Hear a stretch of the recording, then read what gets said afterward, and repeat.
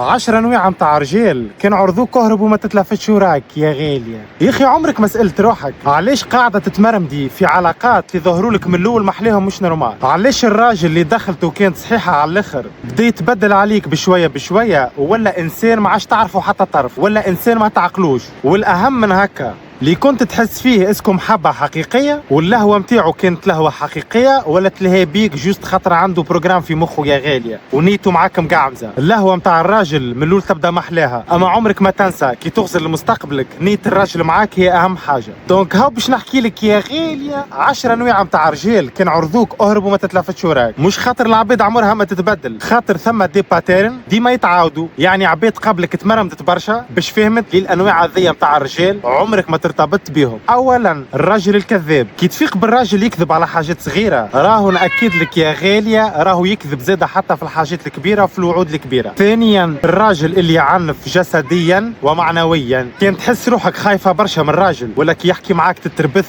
وتبدا مرعوبه، ولا راجل ديما يهنتل فيك ولا يطيح لك في قدرك، هذيك مش محبه، هذاك اسمه تحطيم نفسي ومعنوي. بيان سور الراجل اللي يضرب اهرب وما تلفتش وراك خاطر ذاك يولي فيه اصلا اختار على حياتك راه. ثالثا الراجل مريض بالخيانة، نأكد لك حاجة، إذا خانك مرة راهو باش يخونك 1000 مرة، وراهو إذا فقت بيه خانك مرة راك أنت فقت بيه خانك مرة، هذاك خاطر خانك برشا مرات، أما ذيك جوست المرة اللي أنت فقت بيه يخونك فيها. رابعا الراجل يلعب دور الضحية يا غالي، حتى شيء ما هو الغلطة متاعو، تتعاركوا غلطك انت، يصير كذا خاطر كذا، مات جارهم طاح مسطح غلطك انت، والنوعيه ذي عمرهم ما يتبدلوا. خامسا الراجل المدمن اللي يرفض انه يصلح من روحه ولا يرفض المساعده، هوني المشكله ماهيش الادمان متاعو، المشكله هي الهروب من المسؤوليه. والراجل المدمن اللي يرفض المساعده جينيرالمون تلقى عنده مشاكل من داخل اعمق من هكاك برشا يا اخي. سادسا الراجل اللي يطيح القدر، الراجل اللي يطيح القدر واللي ما يحترمش من اخيب انواع الرجال، وتفيق بهم فاسيلمون. شوفوا كيفاش يتصرف مع السيرفور، شوفوا كيفاش يتصرف مع العبيد الاقل منه، شوفوا كيفاش يتصرف مع العبيد اللي هو ما يستحقهمش. انتوا تفهموا اسكو من النوعيه النذله هذا ولا لا؟ سابعا الراجل اللي سخايل الدنيا تدور حوله هو، كل شيء يصير يحسوا عنده علاقه به هو، ما في بالوش اللي هو مجرد واحد في وسط مليارات في كوكب الارض. النوعيه ذيك من الرجال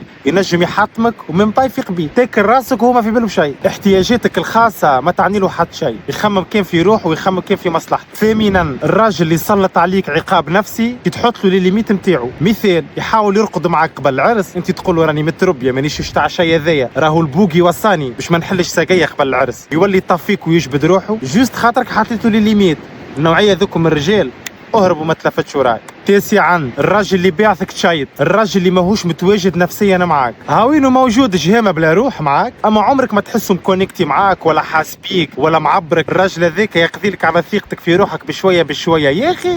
دونك تطيح باي راجل كيما هكا اهرب وما تلفتش وراك. واخيرا النوعيه هذه من الرجال ما تجيش على بالك جمله، الراجل اللي ماهوش طموح يا غاليه، ما عنده حتى ثنيه ماشي فيها، ماهوش قاعد يتطور في حياته، نوعا ما فاشل. والرجال هذوكم جينيرالمون تلقاه ماهوش مسؤول، والراجل اللي ماهوش مسؤول راه ما يتهزش بمقص النار، حتى نهار اخر تلقى روحك هذا القفه وحدك ما يعاونك في حتى شيء كي برايك. دونك يا غاليه لهنا ماهيش الهدف نتاعي من الفيديو انك تلقى الراجل المثالي، فما حتى راجل مثالي، الناس كلها تغلط، اما انك تلقى راجل باهي راهي حاجه تعمل لك استقرار نفسي معنوي جسدي مادي كل شيء يا غالي، حياتك تتبدل. دونك كي تبدا تخرج مع راجل ديما خمم في حاجه، اسكو انت قاعده تخمم في مستقبلك بالحق، تخمم في مستقبلك ولا جوست عجبتك لهوتو بيك والكلام الحلو اللي يقول لك فيه بعد تلقى روحك واحله تنجمش تخرج. كنت تحب تاخذ معايا كونسلتاسيون بريفي ابعث لي ميساج، وربي هاني الجميع. السلام عليكم ورحمه الله وبركاته يا غالي.